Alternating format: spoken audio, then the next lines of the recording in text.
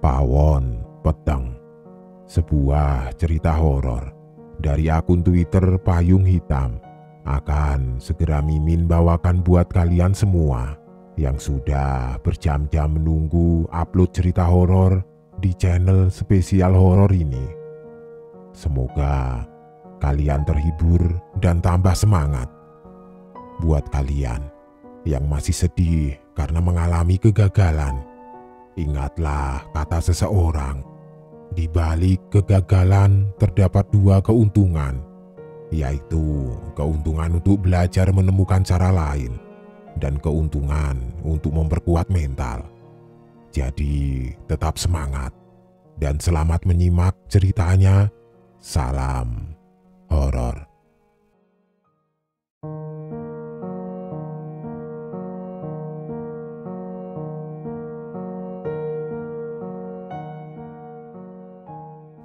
Sedikit flashback. Kejadian ini berawal dari ketidaktahuan bapakku pada masa kecilnya, yang suka mengumpulkan pernak-pernik terbengkalai atau barang loak. Gangguannya tidak langsung dirasakan oleh bapakku sendiri dan keluarganya pada saat itu. Tapi beberapa tahun kemudian, keluargaku memang terkenal unik, suka sekali dengan barang-barang antik. Waktu aku masih kecil sekitar tahun 2000-an, aku sering mimpi datang ke rumah mbahku di Jakarta. Saat itu aku masih tinggal di luar kota.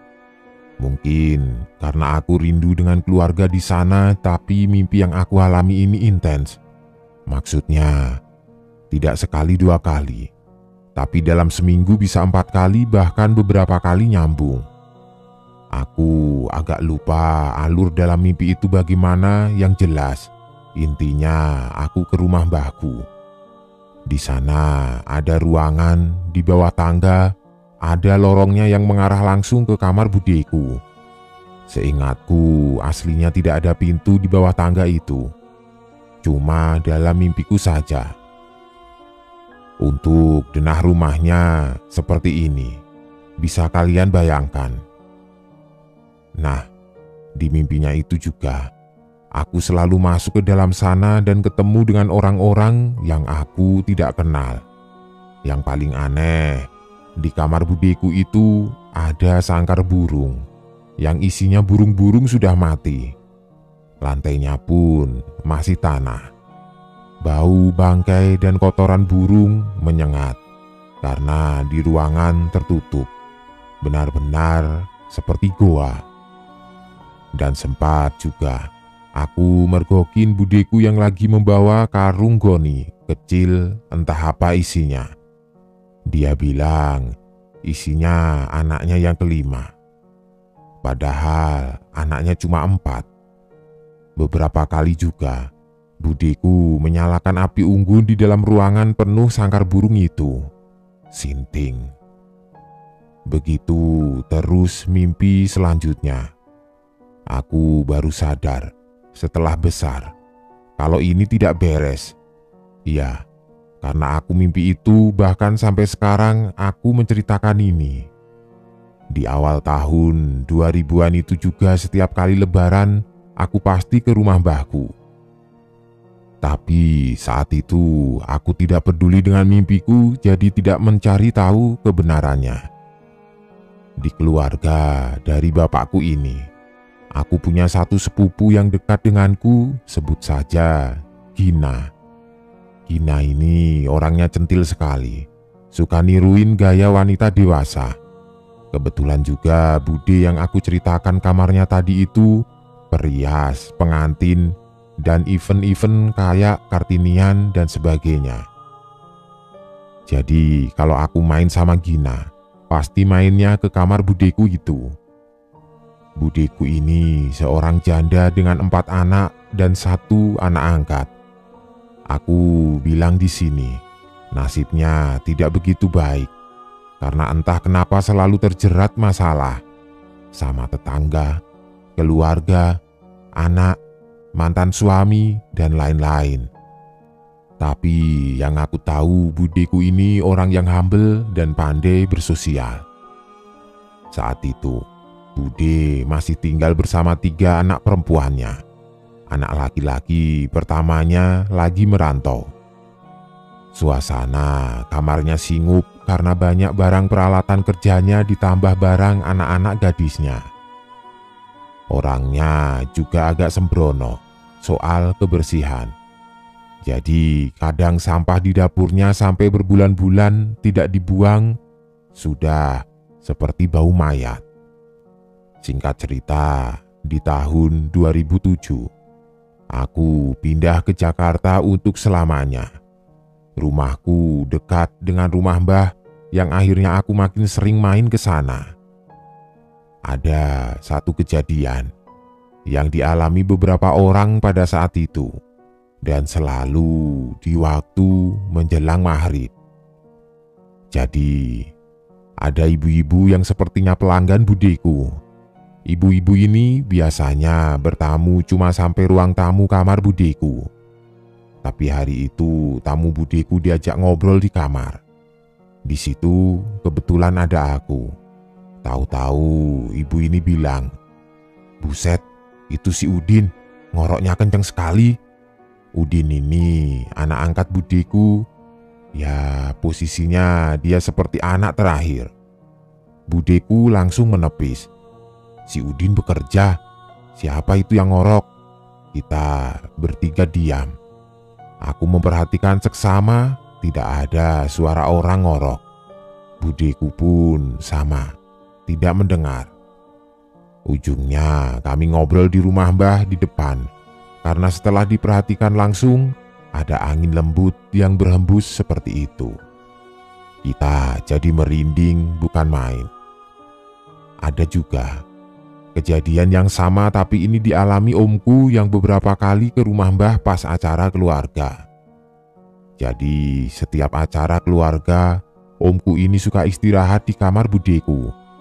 Karena memang kamarnya menjorok di belakang bangunan. Jadi riuh acara keluarga tidak begitu kedengaran. Waktu omku ini mau tidur, seperti salah dengar. Dia seperti mendengar orang yang ngorok kencang sekali. Padahal di situ dia sendirian. Awalnya tidak gubris, tapi lama-lama mendengkurnya tambah kencang. Niatnya mau ditegur. Pas dicari, memang tidak ada siapapun, entah siapa yang ngorok. Ada lagi juga kali ini teman dari anaknya budeku main ke kamar budeku, mendengar suara orang ngorok kencang sekali. Katanya suaranya seperti dari bawah lemari kamar budeku. Karena takut, sepupuku dan temannya akhirnya cabut dari situ. Orang-orang yang mendengar ini sama sekali tidak kenal satu sama lain. Tapi kesaksian mereka ada satu hal yang sama. Sumpah, aku merinding. Singkat cerita, tahun 2011, rumah mbahku direnovasi habis. Bapakku sering ngontrol tukang yang lagi bekerja. Suka ngajak aku juga waktu itu. Tiba-tiba dia bilang, "Dulu bapak pernah nanem seperti perhiasan di situ," sambil menunjuk pojok bangunan yang sudah jadi puing. "Lah, kenapa ditanam?"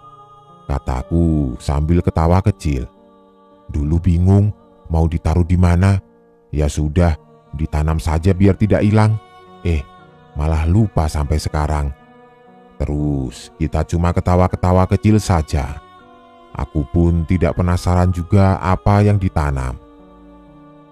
1 tahun direnovasi. Rumah itu pun jadi. Aku masih suka main ke sana.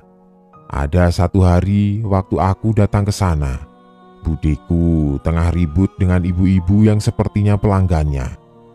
Yang aku tangkap intinya, budeku ini katanya salah menaruh bedak ke muka dari anak gadis si ibu ini.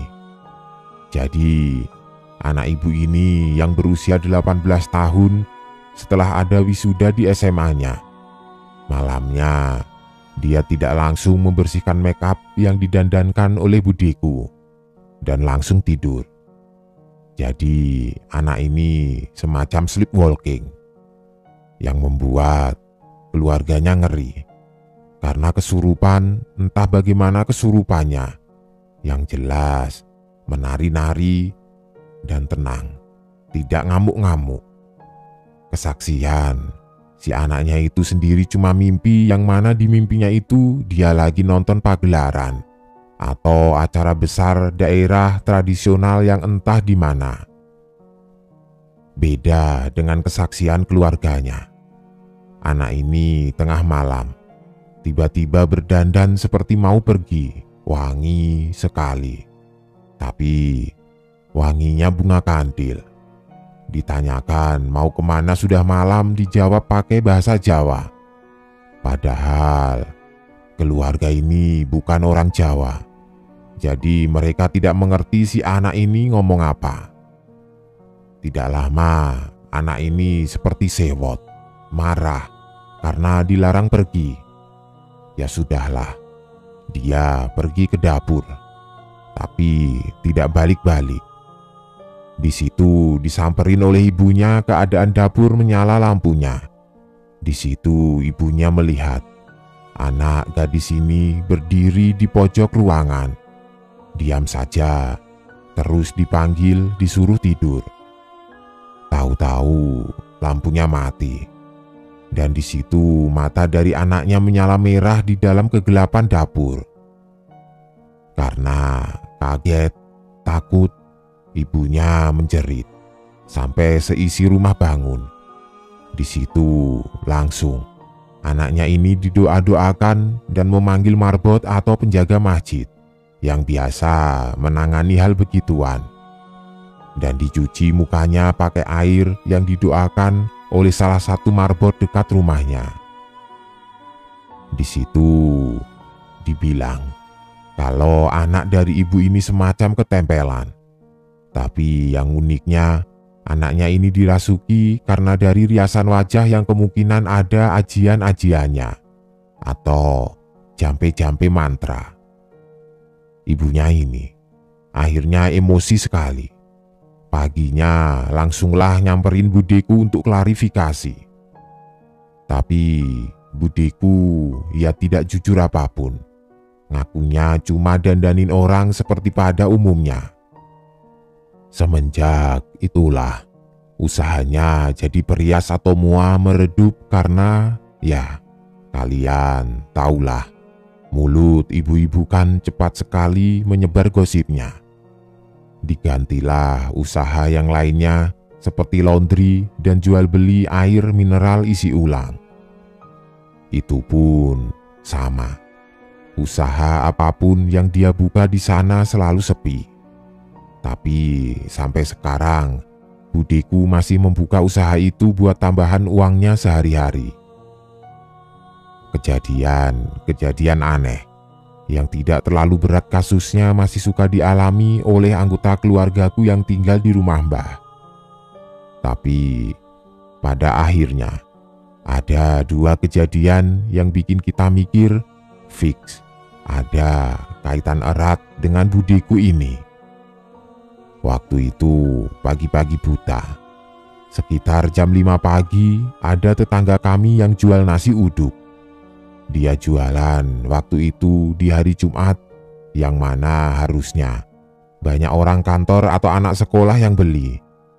Tapi keadaan di situ tetap sepi. Bahkan yang kejual cuma bakwan atau gorengannya saja. Dia mikirnya, apa ini hari libur nasional atau bagaimana? Iya, tapi tidak tanggal merah juga pas dicek. Tidak lama ada juga yang beli selanjutnya. Mbah-mbah masih pakai jarik dan lurik dengan rambutnya disanggul membawa-bawa tas kain besar seperti mau mudik. Mbah-mbah itu bertanya pakai bahasa Jawa yang tidak dimengerti oleh si tukang nasi uduk itu. Tapi yang tukang nasi uduk itu ingat. Dia sebut nama Puji atau Yadi. Kurang jelas memang menyebutnya. Karena takutnya mbah ini orang nyasar atau orang hilang, akhirnya diantarlah ke Bu RT untuk ditampung sementara, sambil digali informasinya.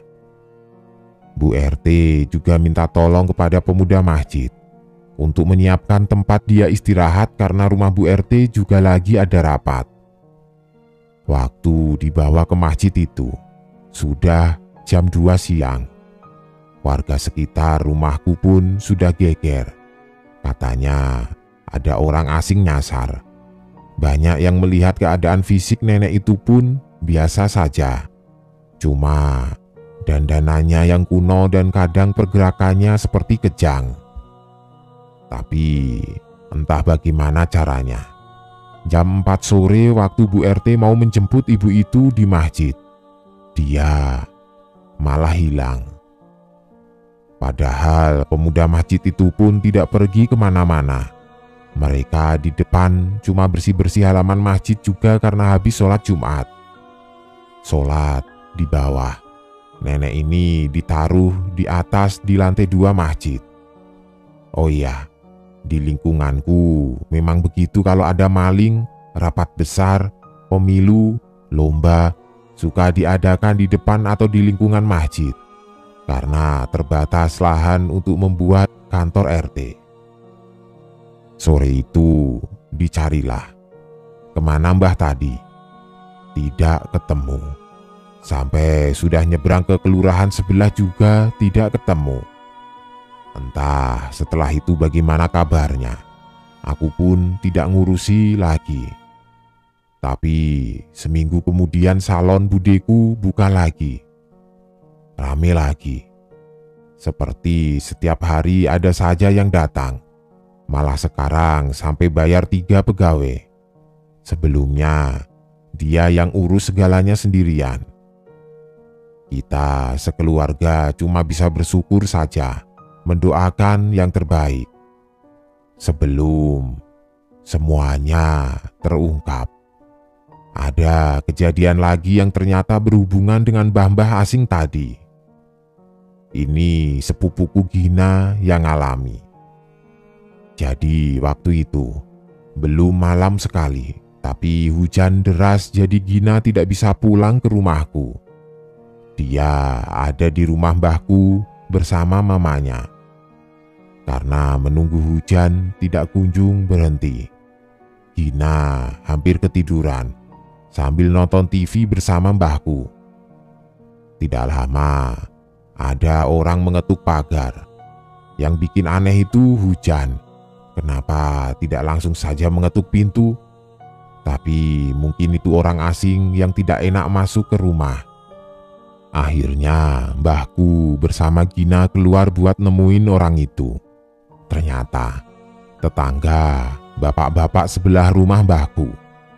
Dia mau minjam motor omku katanya. Mbahku nyuruh Gina buat mengambilkan kuncinya. Gina cari ke tempat biasa orang-orang rumah naruh kunci motor itu di dekat dapur. Di situ Gina kaget karena ada mbahku yang harusnya di depan, tapi dia sudah ada di dapur.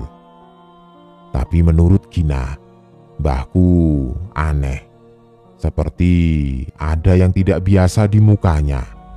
Pakaian yang dipakai mbahku mirip nenek-nenek yang hilang di masjid kemarin. Kata mbahku yang di dapur bilang ke Gina, "Jangan dikasih." Gina bingung. Bukannya dia yang nyuruh ambil kunci tadi. Baru bilang, "Loh, mbah." Tapi mbahku yang di dapur itu langsung ngomong bahasa Jawa yang tidak dimengerti oleh Gina. Sepertinya marah. Akhirnya Gina merinding entah kenapa. Dia lari ke depan untuk ngasih tahu tetangganya tadi.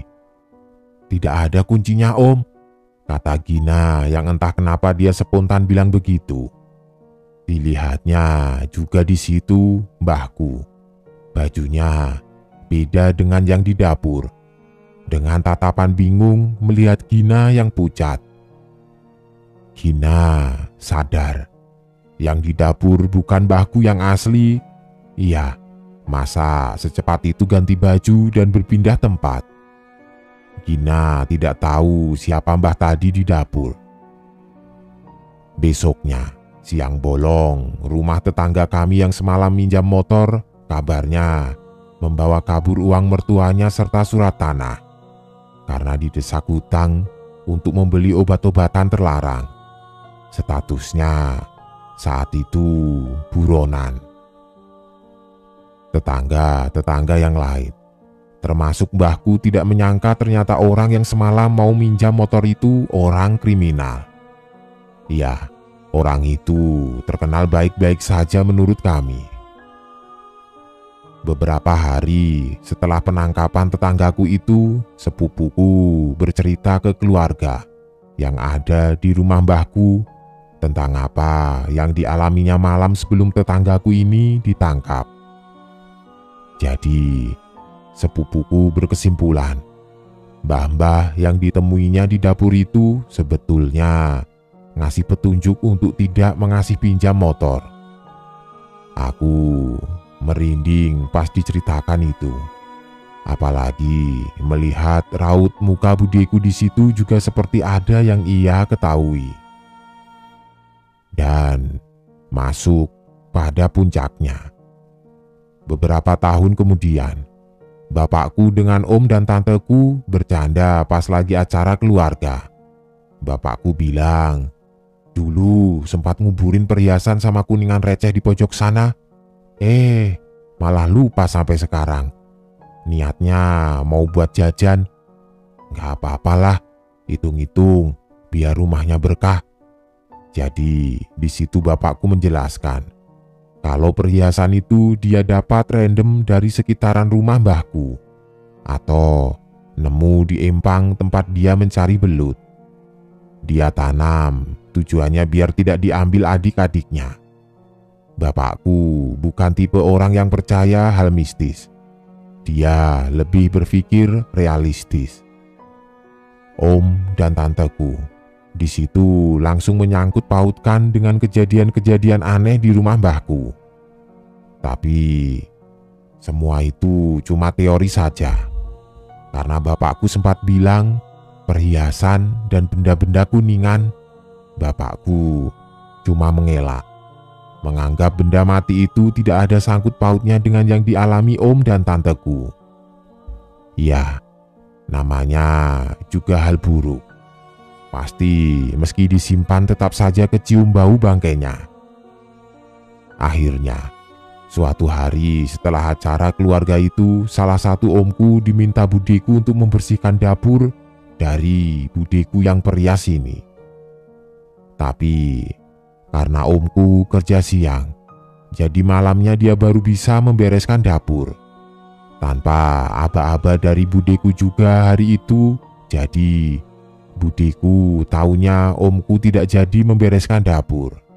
Ya sudah, disitulah omku ini memergoki suara budeku lagi bicara sendirian.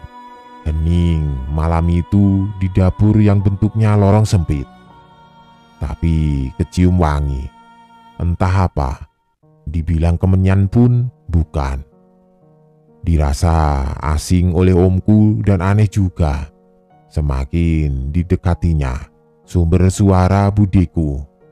Ada suara lain selain suara budeku. Seperti suara lirih perempuan.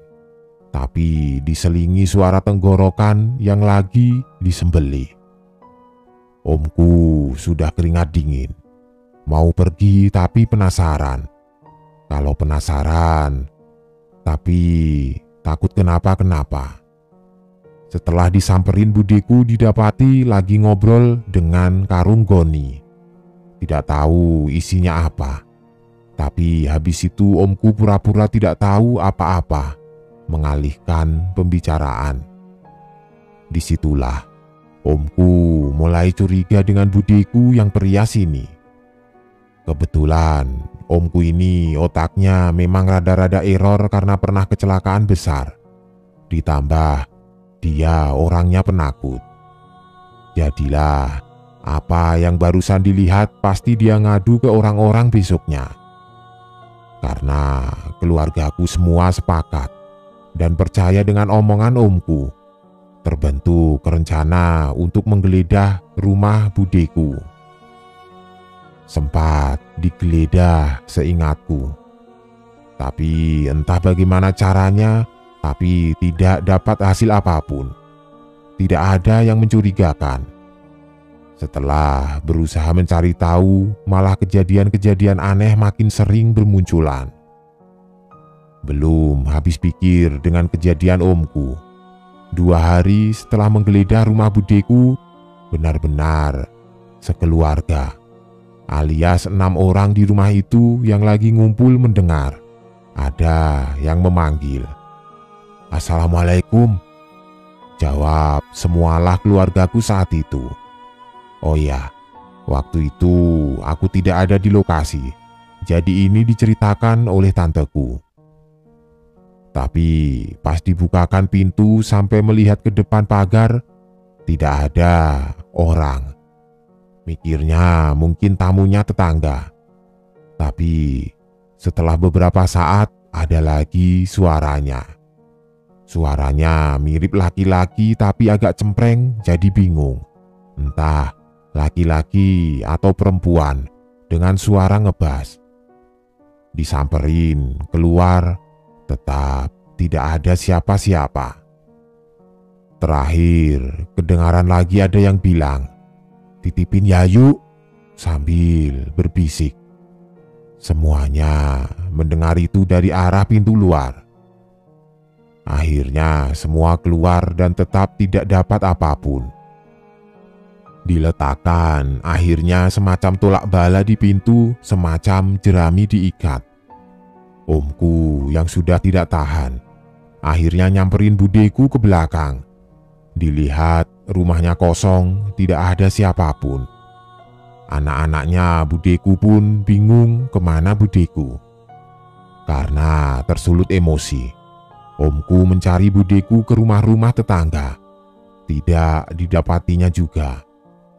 Karena omku lelah, ditenangkan juga oleh beberapa keluargaku kalau itu tidak ada sangkut pautnya dengan budeku.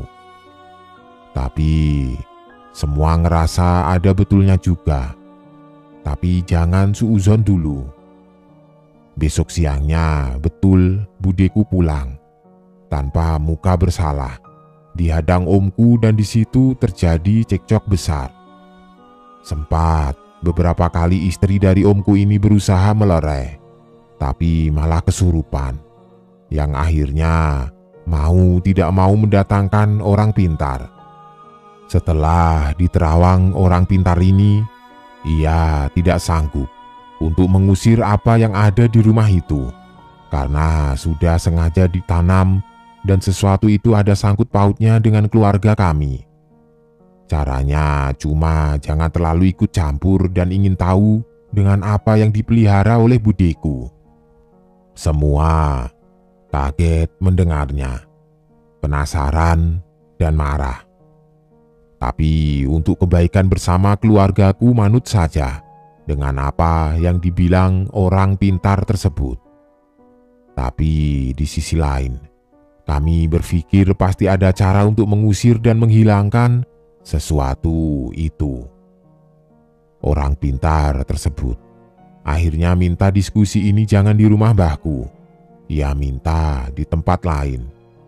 Akhirnya omku dan anak dari budeku inilah yang besoknya pergi ke salah satu warung makan tendaan bersama orang pintar tersebut untuk berdiskusi. Saat di warung itu, dijelaskannya lah kalau betul ada sangkut pautnya dengan yang bapakku tanam di rumah itu. Karena ternyata perhiasan dan kuningan itu milik dari beberapa orang yang sudah tiada. Ada bekas eyang gantung siwur alias semacam neneknya mbahku. Pokoknya jauhlah generasinya dari mbahku. Ada juga perhiasan bekas seseorang yang matinya sia-sia. Karena bapakku dulu sering mencari belut di sekitar pantai. Sedangkan di situ masih jadi tempat buang mayat, yang kebanyakan mayat perempuan. Logikanya, mungkin perhiasan itu lepas dari tubuh mayat dan ditemukan anak-anak kecil yang suka mencari belut. Panjang prosesi yang harus dilalui, termasuk bongkar ulang rumah budeku karena disitulah bapakku menanam perhiasannya. Ditambah bapakku yang tidak bisa diajak kompromi buat pembersihan rumah itu. Iya, karena dia tidak percaya yang begituan. Budeku ternyata mendapatkan penglaris dan ilmu rias pengantinnya dari jin yang tertanam di bawah rumahnya.